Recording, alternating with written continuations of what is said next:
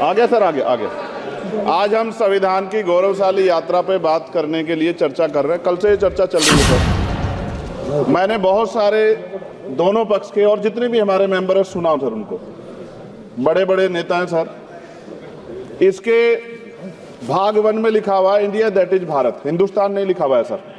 लेकिन सारे नेता संविधान पे चर्चा कर रहे हैं, लेकिन हिंदुस्तान ही कहेंगे, भारत कहने की हिम्मत नहीं जुटा पा रहे हैं। ये बड़ा सवाल है सर कि क्या संविधान के हिसाब से बात रखी जा रही है। मैं धन्यवाद दूंगा फूले साहू बाबा साहब अम्बेडकर को और मेरे नेता मान्यवर साहब श्री काशीराम को। 25 नवंबर 1949 को संविधान को सौंपते हुए डॉक्टर बाबा साहब अम्बेडकर ने कहा था कि 26 जनवरी 1950 को हम विरोधाभास भरे जीवन में प्रवेश करने जा रहे हैं। राजनीतिक जीवन में तो हमारे पास समानता होगी, लेकिन सामाजिक और आर्थिक जीवन में असमानता होगी। क्या ये चुनौती आज 75 साल बाद दूर हुई है? भारत ने 26 जनवरी 1950 को संविधान लागू होने के साथ खुद को एक संप्रभु लोकतांत्रिक और गणतांत्रिक राज्य होने का ऐलान किया। लेकिन सर उस समय संविधान की स्थिति ये थी कि जैसे गांव का कोई आदमी, मैं 50 की बात कर रहा हूं, वो 50 साल पहले शहर में आ जाता और बड़े लोगों की महफिल में चला जाता, उस जहां वो खाना खा रहे हो, और वो टेबल पे नैपकिन को खा के जो है ये कहता कि ये तो फीका, क्योंकि वो जानता ही नहीं था, वो समझता नहीं था संविधान को, संविधान है क्या। संविधान उसके लिए महज दस्तावेज था। ये जिम्मेदारी थी राजनीतिक दलों पे कि वो संविधान को व्यवहार में लेके आते। और इसके इतने सारे आर्टिकल हैं, अगर इनको व्यवहार में लाया जाता तो मुझे लगता कि आज देश बहुत बदल गया होता। बाबा साहब ने कहा था कि लोकतंत्र भारतीय भूमि का केवल ऊपरी पोशाक है, उनके अनुसार यहाँ की संस्कृति अनिवार्य तौर पर लोकतांत्रिक है। भारत जैसे गरीब और गैर बराबरी वाले देश में संविधान के जरिए छुआछूत खत्म करना, वंचितों के लिए सकारात्मक उपाय करना, सभी वयस्कों के लिए मतदान का अधिकार देना और सबके लिए सम्मान अधिकार तय करना, ये बहुत बड़ी उपलब्धि थी सर।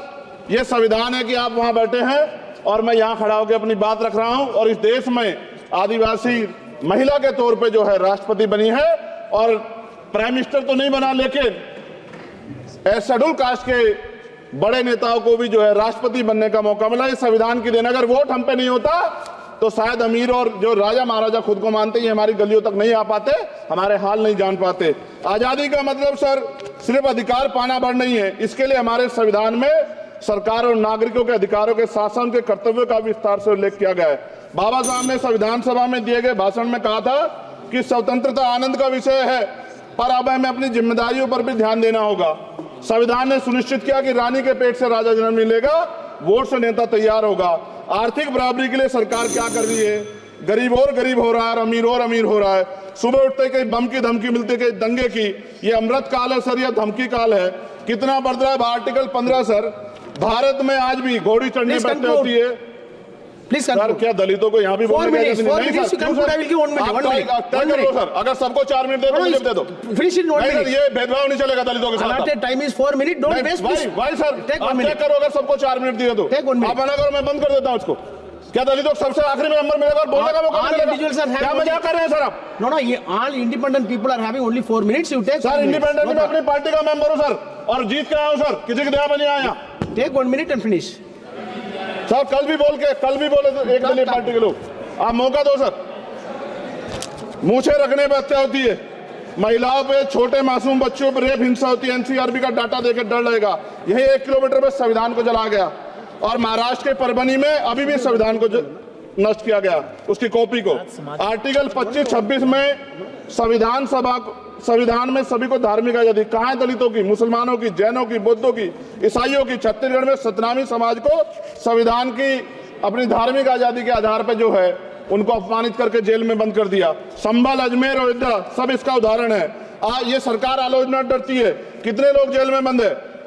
मिरान हैदर, खालिद सैफी, उमर खालिद तर खान, सिफा खान, गुलफ्शा फातिमा और आजम खान साहब राजनीतिक विरोध में बंद है।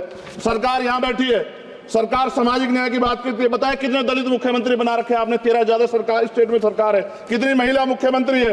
आपकी सरकार ने सुप्रीम कोर्ट के आदेश के बाद रिजर्वेशन प्रमोशन में जारी नहीं किया, और ओबीसी को पॉलिटिकल रिजर्वेशन आप देंगे नहीं देंगे, आप बताने का काम करें। मैं 75 साल की गौरव यात्रा में हम एक सभ्य समाज नहीं बना पाए, इसलिए जाति आधार पर SC ST OBC के बच्चों को प्राइमरी स्कूल से लेकर उच्च संस्थानों में भेदभाव किया जाता है। सरकार निरंकुश हो गई, कोई बुलडोजर से कार्रवाई करता है। कल मंत्री जी ने कहा हमने राष्ट्रीय पिछड़ा वर्ग आयोग बनाया, 69 शिक्षक भर्ती में उसकी सिफारिशों को नहीं माना। EWS के जरिए आपने संविधान पे आरक्षण के प्रावधान पे हमला किया। 1 मिनट में खत्म कर रहा हूं सर। संविधान सर न्यायपालिका में आर्टिकल 124 ये कहता है सर, ये अधिकार जो है Sunday sir जी प्लीज कंक्लूड सर 1 मिनट में प्लीज कंक्लूड। संविधान में न्यायाधीशों की नियुक्ति का अधिकार राष्ट्रपति के द्वारा होना चाहिए, अभी तक नहीं हो रही है। All India judicial service commission कब बनेगा? क्या चंद परिवार ही सर जज बन सकते हैं?